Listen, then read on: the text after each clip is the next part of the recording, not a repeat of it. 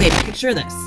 It's World War II. Sirens are blaring. People are running for cover. And instead of bombs, the sky is raining fleas. Yep, fleas. And not the harmless kind that your cat brings home. These ones are carrying the plague. As in Black Death, turn your skin black, and die plague. Because apparently in the 1940s, Japan looked at one of the deadliest diseases in human history and said, yeah, let's make that into a bomb. Hey friends, welcome back to the Encyclopedia Ange channel, where if you have all the questions, you're in good company. So let's get into it. So this all starts with something called Unit 731, which was Japan's super secret biological warfare program. On paper, it was called the Epidemic Prevention and Water Purification Department, which sounds wholesome, like they're out there handing out bottled water. But in reality, they were creating plague bombs. They set up shop in Harbin, China, and built an entire city-sized lab. They called their human test subjects logs because apparently empathy was optional. Inside, they infected victims with anthrax, cholera, typhoid, chemical toxins, you name it, they did it. But the star of the show? Fleas.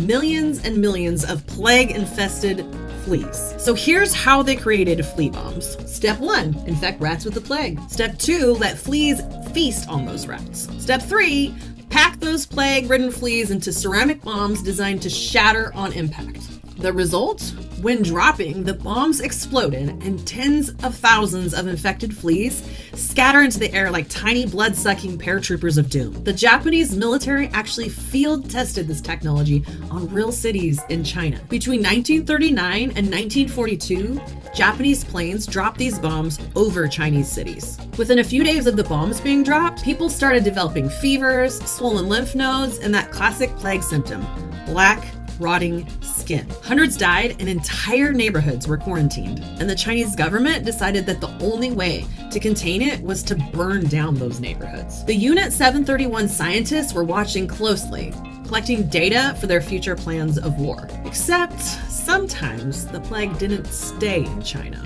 It spread back to Japanese troops. Because once you unleash fleas with a deadly disease, you can't exactly tell them who to bite. Turns out biological precision weapon and tiny jumping insect don't really mix. As Japan started losing the war, Unit 731 got ambitious. They came up with a plan called Operation Cherry Blossoms at Night. This poetic sounding plot was actually a scheme to bomb San Diego with plague-infested fleas. They were going to launch seaplanes off of submarines and drop biological bombs on the West Coast. Luckily, the war ended before it could happen. So after Japan surrendered, you'd think that the people responsible for all this war would get locked up forever, right? Nope. The US government basically said, hey, nice data you've got there. Do you mind sharing? And in exchange for their plague research, Unit 731 scientists got full immunity. Today, the ruins of Unit 731 still stand in Harbin, China as a museum. Visitors can walk through the labs where the experiments happened. And yes, they still have the plague bombs on display. It's a reminder that at one point, humans actually weaponized fleas. We went from swords to guns to bugs full of medieval death. That's it for today.